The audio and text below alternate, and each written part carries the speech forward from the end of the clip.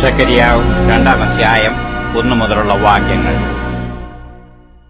ഞാൻ പിന്നെയും തലപൊക്കി നോക്കിയപ്പോൾ കൈയിൽ അളവുനൂൽ പിടിച്ചിരിക്കുന്ന ഒരു പുരുഷനെ കണ്ടു. നീ എവിടേക്ക് പോകുന്നു എന്ന് ഞാൻ ചോദിച്ചതിന് അവൻ, ഞാൻ യെരൂശലേമിനെ അളന്നു അതിന്റെ വീതി എന്തെന്നും നീളം എന്തെന്നും നോക്കുവാൻ പോകുന്നു എന്ന് എന്നോട് പറഞ്ഞു. എന്നാൽ എന്നോട് സംസാരിക്കുന്ന ദൂതൻ പുറത്തു വന്നു. അവനെ എതിരേൽപ്പാൻ മറ്റൊരു ദൂതനും പുറത്തു വന്നു. അവനോട് പറഞ്ഞത്, നീ വേഗം ചെന്നു ഈ ബാല്യക്കാരനോട് സംസാരിച്ചു, യെരൂശലേം അതിലെ മനുഷ്യരുടെയും മൃഗങ്ങളുടെയും ബഹുത്വം നിമിത്തം മതിലില്ലാതെ തുറന്നുകിടക്കും എന്ന് പറക.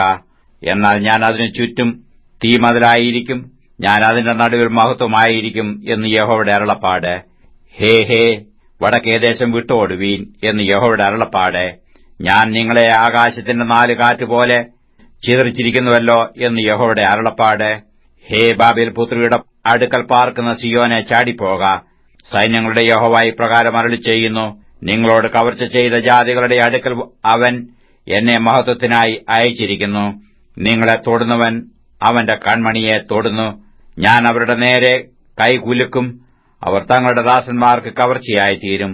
സൈന്യങ്ങളുടെ യഹോവ എന്നെ അയച്ചിരിക്കുന്നു എന്ന് നിങ്ങൾ അറിയുകയും ചെയ്യും.